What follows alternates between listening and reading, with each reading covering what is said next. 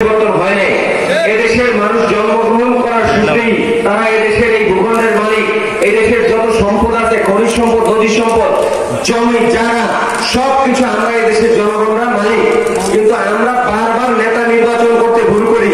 আমরা যখন নির্বাচন আসে তখন মনে করি ও বড় নেতা, ওনাকে ভোট দেওয়া দরকার। আসলে নেতা বড় হলে লাভ কি? নেতা বড় হলে কোনো লাভ নাই। নেতার যে জিনিসটা দেখতে হবে যে তার মধ্যে আমানতদারি আছে কিনা, ইনসাফ আছে কিনা, ন্যায় বিচার আছে কিনা, সুশাসন আছে কিনা, জনগণ তার সাথে মিশতে পারতেছে কিনা, জনগণ তার সাথে কথা বলতে পারতেছে কিনা।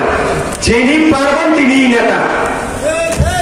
আর যাদেরকে আপনারা নির্বাচন করেন তাদের সাথে তো আপনারা দেখাই করতে পারেন না।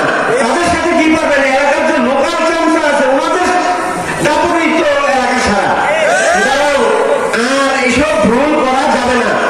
এই ভারতবর্ষ 800 বছর মুসলমানরা শাসন করেছে, 300 বছর 200 বছর ব্রিটিশরা ষড়যন্ত্র করে